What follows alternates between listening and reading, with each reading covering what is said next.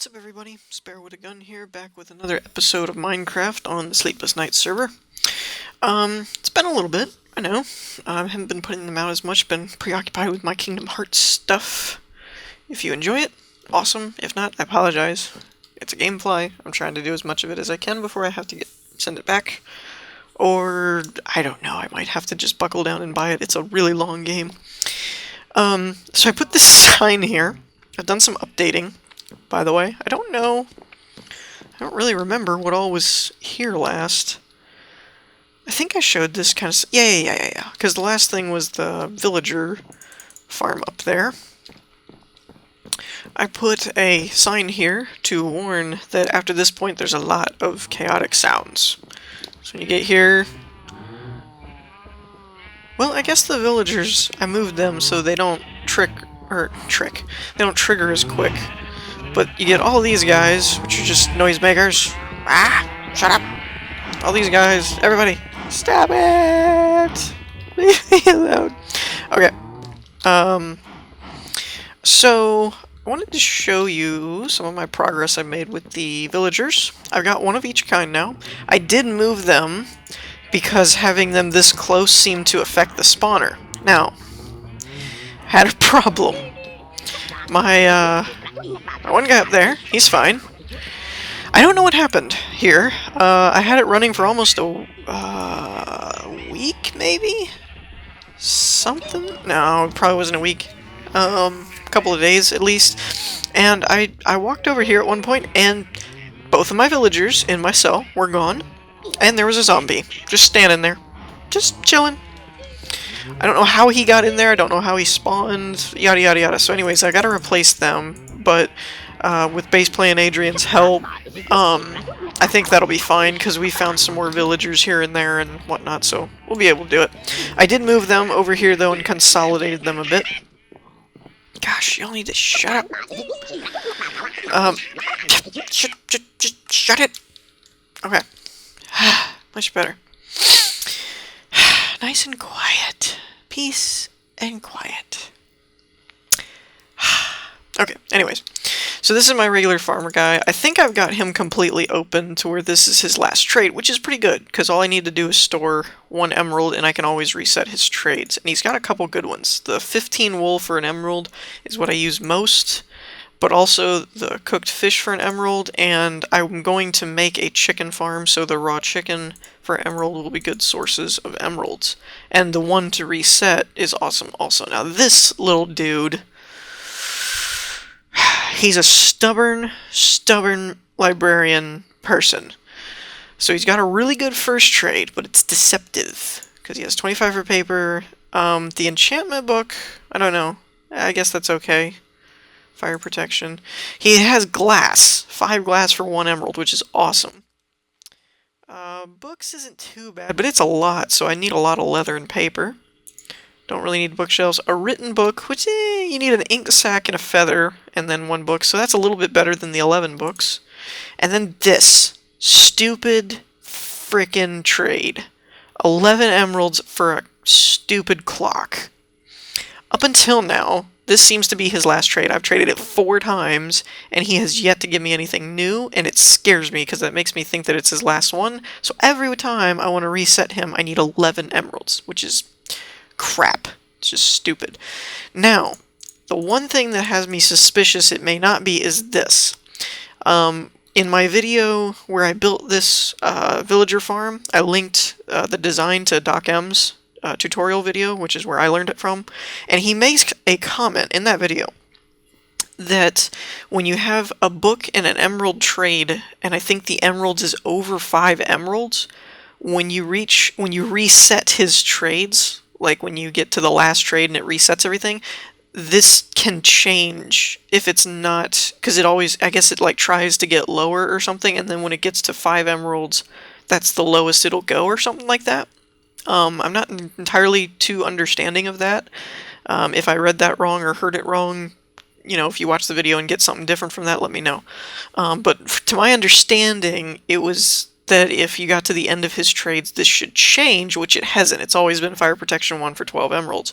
So I'm holding out hope that this will go away and not be his final trait, and I'll get something good, like, I don't know, anything with 1 emerald would be better than that.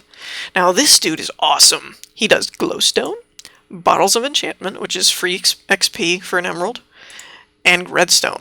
So this gives me, between these two guys, I have a source of glass, redstone, glowstone, and experience, which is awesome. He also does some good stuff. This one's not great. Fortune 1, efficiency 2. This one is pretty good. Baseplay and I were talking about this the other night. Not so much that you can get better versions of these enchantments, but the odds of you getting both fire aspect and sharpness at the same time is rare, so that was good. This is... yeah. He does give me Eye of Enders, though, which is freaking awesome. It'll make things a lot easier when we try and go to the end. This... not bad. This is... wait, isn't this... oh, this is an iron... okay, iron axe, and this is a diamond axe. Unfortunately, I don't actually have enough diamond. I haven't gone caving in forever. This guy's isn't too bad. 13 for a diamond sword. He also has 20 coal for an emerald, which isn't bad, but since coal is finite, and I've got this farmer over here that's got, like, chicken, wool, and fish, which are not finite. They're infinite sources. You can get more of them if you've got farms for them.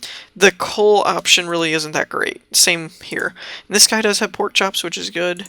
I think I've maxed him out as well, because he's had 2 emeralds for leather boots for the longest time. So I think really this guy's only real value to me is this raw pork chop one. And when I get this cell going, I may be able to find a better one. I don't know. We'll see. And in case you might have noticed off in the distance, I am working on a project. You might have noticed. Shh, don't tell anybody. So first off, let me get my sound back up now that I'm out of the loud zone. So I added something over here, which I'm mixed about, to be honest.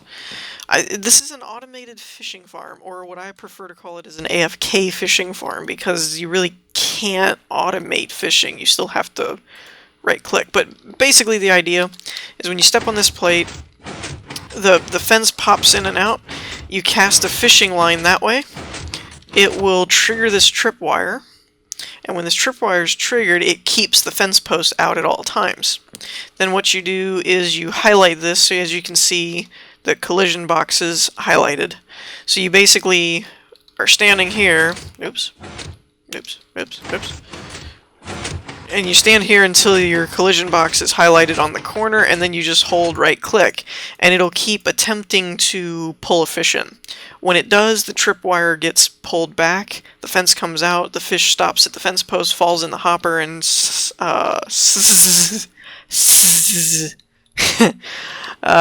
cycles is what I was thinking. Cycles down through a series of hoppers and whatnot. I feel like that minecart chest piece is wrong. I need to move that eventually. And it goes into this chest, so your fish are here.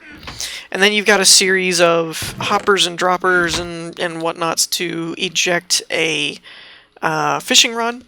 So what'll happen is if your fishing rod breaks, it'll pop another... well, actually, if this all gets tripped, it pops another fishing rod out, or it's supposed to. I've had some mixed results with this, though. I don't know if it's because this was designed for 1.7 and we're still in 1.64, or if I just did something wrong, which is probably the more likely.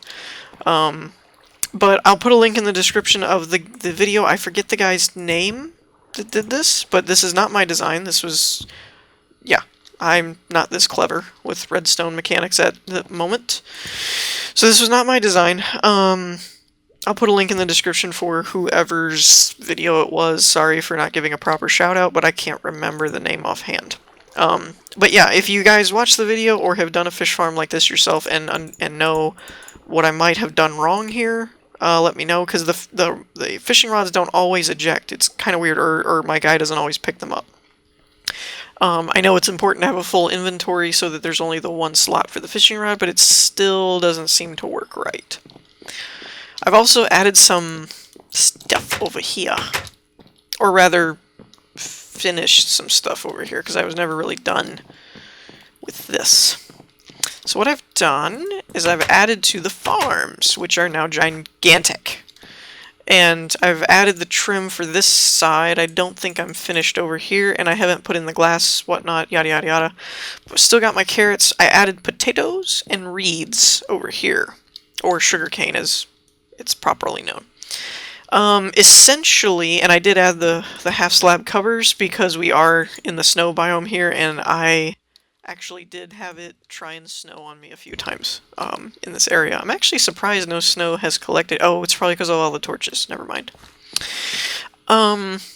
So what I ended up doing, I was trying to figure out how to lay these out, and what I ended up doing is anything that needs water goes on this side, and anything that doesn't need water goes on that side, hence melon, pumpkins, netherwort, and cactus, or cacti.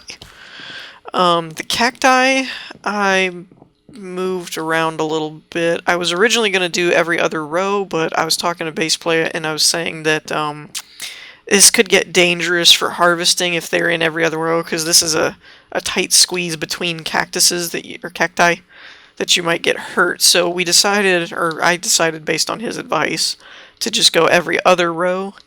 I could do every other row horizontally as well and take like this one out and this one out, but I don't know, we'll see.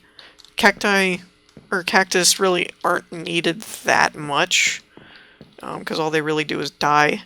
Although nobody, I don't think, would ever need this much netherwort either, or pumpkin, or wheat, or pretty much any of these. I don't think you would need anywhere near this big of a farms, but I don't care.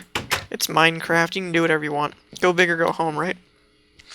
So, now you're probably wondering, what is this thing you've seen in the background? Or some of you may be clever enough to have figured it out already. If so, 10 cool points to you. Feel free to keep track of how many cool points you get, because I tend to dish them out in my videos here and there. So, for those of you that are not aware, this is an iron golem farm that I'm working on. I'm going to put a link in the description also for Doc M's tutorial video, although it is not his design, if I remember correctly. I believe it was designed by someone else that's a friend of his, and then he did the tutorial video for it. And I tested this in creative, actually. I downloaded Doc M's world download off of his video, and I added basically a setup like mine over here with the fence posts and the villagers and whatnot to see if I had gone far enough out, and it still worked, or seemed to. I'm about 100 or so, give or take, I'm about 100, 150 blocks away from that. And I'm also, bass player was on here the other day and found a sand village out this way. There's the well for it. I think it's literally right past that river or right in that hill, but I'm just far enough out I can't see it from here. That is, I think we did the math and it was around 200 blocks away, and that's like 150, and in Doc's video I think he said the minimum was 85, but go at least 100 to be safe, and then he said if you really wanted to be safe, go until your render distance set on far would make it disappear completely. And I was going far and this never really disappeared, and I was going to end up running into that, so I just decided to go here. This is not done. As far as this is not how the platform is supposed to be finished looking. This is more just scaffolding, work in progress type stuff. So yeah, I was actually working on this a few minutes ago before I started recording, and I fell and I died. Right off of this spot, actually. It was right here. I planted this sign, and I think it messed up my shift holding. So we're going to fix that, because I do not feel like dying again. Although, some of you might have noticed that chest. That chest is pretty much there to dump all of my important stuff, so that I don't end up dying. And I'm doing one side first. Again, for those of you that don't know what this is, do watch Doc's video. He would explain it much, much better than I would, because he actually understands the mechanics. I'm just copying him. Mostly because there's no real point in reinventing the wheel. I could look up the mechanics and whatnot, but, you know, him and A lot of the Minecraft guys and all this stuff have already figured out a lot of the most efficient ways to do mechanics and whatnot. Wait a minute. I'm trying to talk and count. 1, 2, 3, 4, 5, 6, 7, 8, 9. Okay, so basically, I'm actually, in a way, I'm not trying to figure out how it works or anything, but I'm actually reverse engineering is the word I'm looking for. The design, because Doc actually starts on the video with the breeding cells. And in order to figure out where exactly I needed everything, I started from the walkway, which then led to building the platform, which then leads to building the tubes, and then I'm going to go into the spawning cells. So I'm kind of doing things backwards, which really actually made it pretty difficult to do. I had to keep pulling up the video and pausing it and checking what I was doing, but the quickest way I know how to do this, from going backwards anyway, is when you get this little platform built, which again I don't remember the exact schematics. I think it's 5 by 6 going that way, and then 5 up. So 1, 2, 3, 4, 5. And this was accident because I didn't go high enough, so I had to build another layer on top. But you basically want a 3 by 2 hole there, which is where the golems are going to come out. And then the best way that I figured out how to build these tubes from the center instead of from the cells was to go from this center one, count it as 0, and then put two signs here, and then go from these. And the first sets, which are from this sign to this sign, is there's 6 blocks between them. So this is, again, like, think of this as 0, and then 1, 2, 3, 4, 5, 6, I think. Yeah, 1, 2, 3, 4, 5, 6, and then on the 7th block you place a sign. Now, you do that on the first 2, like this side, and then you do 4 more sign sets, and there should be 8 between them, which is why I counted 9. The 9th one should have the block. So you have 1, 2, 3, and then on the last one, you go 1, 2, 3, 4, 5, 6, 7, 8. Now put an expendable block here, and then a block there. And again, I'm not really teaching you the tutorial. I'm not really designing it or explaining how the design works. I'm mostly just showing you how I'm building it, because I'm building it backwards. But if you want an actual explanation on how everything works and all that kind of stuff, I would go check out Doc's video, because obviously the person who invents something can explain things much better than someone duplicating it. I'm kind of going from, I guess the best way I could put it would be what I see as a more practical step instead of the more mechanical step, because when Doc builds in his video, it's done in creative, so it's much easier to fly around, check your schematics, break things if you mess up, etc. And I'm trying to build it a bit more not simple. I mean, I'm doing the same exact thing that he did. I'm copying him verbatim, basically. Materials, obviously, I'm doing different, mostly just out of what I have easily accessible. But more what I mean by simplistic is in terms of the steps. You know, as far as make sure they're 85 blocks apart, make sure they're this, make sure...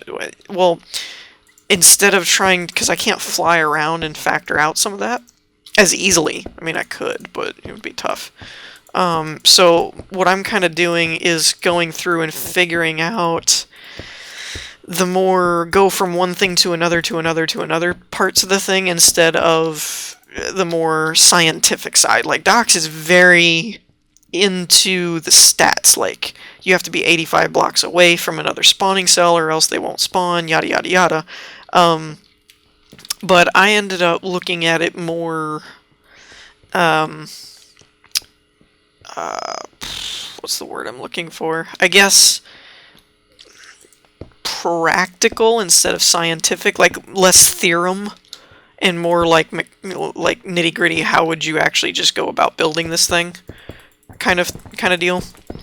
Because it is a beast. Now, I will say, after watching his video, it's a big project. It's a huge contraption. I mean, you can tell. Look at that. That's just the tubes that carry them from one way to another. That's not the cells. The cells go up like 70 blocks after that, and you do another. I mean, it's ridiculous.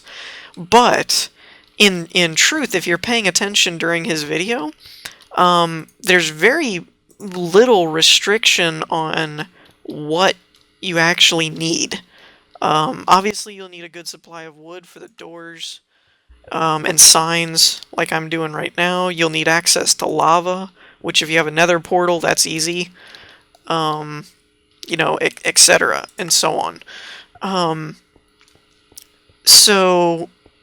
But as far as like what to build the cell out of, I mean, he does it in wool from his in his tutorial video. He obviously makes this out of iron for aesthetics, but who knows? Who knows? I might go back and make it out of iron. You know, when I actually crap, I'm out of glass. I gotta make more glass. More glass. Yeah, you can see I put all my stuff in there because I've died too many times. I don't want to die anymore and lose all my stuff and get all mad. But yeah, I mean, there's really, other than the one kind of real necessity would be for this platform.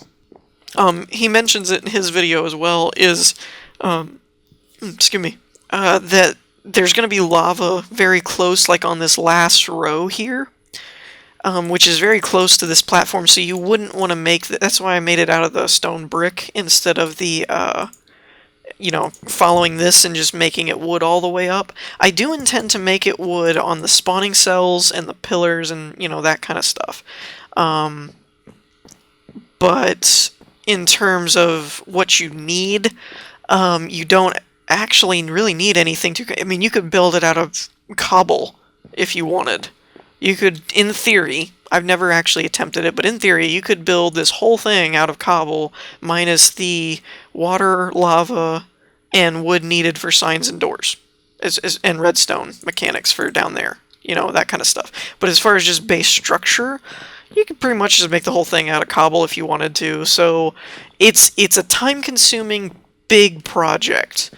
But in truth, it's not a very difficult project in terms of resources. It's very difficult in terms of math. You have to make sure you're so far away from villagers and villages in all four directions. You know, make sure that you're spaced correctly, that you've got all of the things that you need set up, yada yada yada yada yada yada yada. Crap. Man. I'm a derp this episode. I'm talking too much, not paying attention. I need to chop down some trees to make some more charcoal, and I left my axe back here. And I don't have any more iron, hence why I'm building an iron farm. That's really what spawned all this, was because of living up here in a tree, I haven't been doing almost any caving. I've been doing a lot of farming of my trees and my jungle trees and building, but I've done virtually no caving. I have 1 diamond to my name now, and I think I have 1 iron ingot. Other than that, I have no iron anywhere. So, I was looking at the video and I'm like, well, shoot, other than just time, and I will agree, after watching Doc's video, it's like 45 minutes long, so make sure you set some time aside if you actually want to watch it thoroughly and understand everything. And you'll probably have to rewind it a few times just to make sure that you caught everything and stuff like that. But that's the thing with this iron golem farm. It doesn't require a lot of resources. You could do it very early game. Technically speaking, I mean, the 3 of us here on our server, technically we are kind of still early game. We haven't fought the Wither, Ender Dragon, you know, any of that stuff. So we kind of really are still early game. But you could do it really early on. Like, the first thing you do is set up a little dirt hut, go caving, you know, get some cobble going, and then go build an iron golem farm. It can be done.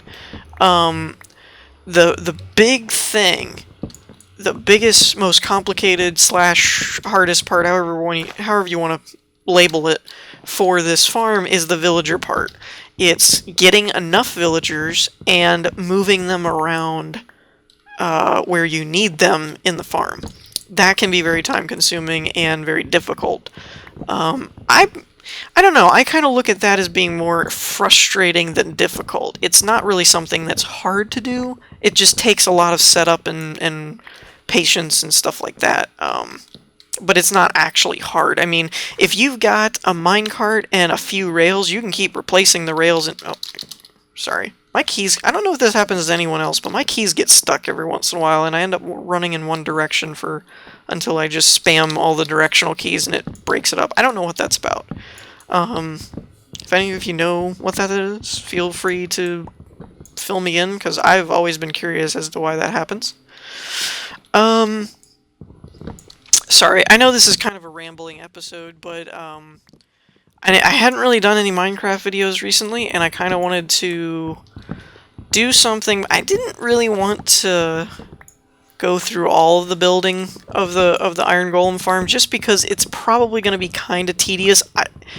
Let me know in the comments if you'd actually like to see every little nitty-gritty thing, or if you would want me just to kind of, you know, here's what I'm working on, and then either show the steps or just cut and da-da-da-da, it's done. You know, I don't mind doing it however you guys want to watch it. It's fine with me. But I know that some people, I've run into this a few times, where you see someone do a tutorial, but it's done in creative, and so it is accurate, but kind of misleading as to the steps of how you might do something. And this is kind of a good example of it, like I was saying before. It's easy to check, are you this many blocks away, blah, blah, blah, when you, well, a good example is the order in which Doc builds his. He doesn't build it from the ground up. He builds it from one cell to the other cell, to the right cell, to the top right, and then builds the tubes, and then builds the platform. I suppose you could do it that way, but in my point of view, I would think in survival that would kind of, again, like I'm doing it, it would kind of be the opposite of how you would do it in survival, which is where you would start on the ground where you are, and then go up from there. I could be wrong. But if you want to see how I work out how to do it backwards, in essence, because I'm in survival, just let me know. That's fine. I can film, you know, every little step if you want. If you think that would be boring and you just want to see the finished product, or see the steps explained and then cut when it's done, that's fine too. I don't really care, to be honest. I'm kind of going to do it anyway, one way or another, so... You can tell that I haven't been caving since I'm making charcoal, because harvesting my tree farm and cooking the tree logs is faster than going down and finding coal. But so yeah, this is I kind of wanted to do another episode. I hadn't done another Minecraft episode in a while. I know I've been doing a lot of Kingdom Hearts. But I had made some progress, again, with the farms and refining my villager farm over here, or breeding cell, or whatever you want to call it. So yeah, I wanted to jump on, show you guys that stuff. I've made some progress aesthetically, getting the kind of design laid out and finished up, and it doesn't look so half done. I've been trying to work on that a little bit more and more, is finished kind of designing what I started building, because if like the tree farm here, I built the platform but then never really finished the roofing and all that stuff. Same here with the left farm over here. I kind of left this one to go. But honestly, I would have probably finished beautifying before I moved on, but I need iron and stuff bad. For armor and tools and whatnot, so this kind of became a priority of necessity, honestly. But so yeah, my next step is I'm gonna keep working on probably laying out the glass tubes, and then I'll probably start laying out or constructing the Breeding cells, at least one, probably. Actually, this if you haven't seen this, check out Docs. But it's a fairly simple design. You have four, two on each side, breeding cells where the villagers are on the outside that cause the iron golems to spawn in the center. Water funnels them down to the center, drops them down to these tubes, and funnels them down the tubes. That's pretty much it. There will be lava blades right at the end where they'll get damaged as they go through, and then they'll drop down to this center place and piece. I mix words all the time. Center place, and then there'll be a piston that you step on a pressure plate and it suffocates them, and then you get a bunch of iron. So it's not real complicated. There's not a bunch of redstone involved. It's very simple. It's just not easy. I guess that's the thing. It's simple, but it's still time consuming, resource intensive in terms of you at least need a lot of one kind of block. You know, even if it's cobble, you still need a crap ton of the stuff just for how massive this project is. But as you can see, you know, I'm going to do that. But one thing that I'm going to do that really I think it's kind of my own thing as opposed to just copying Docs, is after I'm done building it, I'm kind of aesthetically designing it anyway by using blocks that match, like using birchwood and stone brick and stuff that I've used here before that kind of matches the decorum. But I intend, I don't know exactly how this is going to work, but it is my intent to decorate it after it's completed with this same pagoda style. I'm calling it the pagoda style. If I'm wrong, I'm sorry. But this same kind of setup, like with the jungle logs on the outside going up to a roof piece. I want to do that and then keep a walkway going here, all that good stuff. I want to actually keep it like it looks like it's part of the compound. So that'll be kind of an extra step that I'm adding on myself past just making a farm. But let me know how you guys want to see, or if you guys want to see just the quick bullet points or the finished product, or if you want to see every little step from a survival standpoint. I will do, it doesn't really matter to me. I'll do whatever. But if you want to do bullet points, I might not have as many episodes as much, or as often, because it'll take me longer to do all this before I have more pieces to show you guys. So keep that in mind. Let me know what you think. I hope you all enjoyed. If you did, leave a like, and I will see you in the next one. Peace!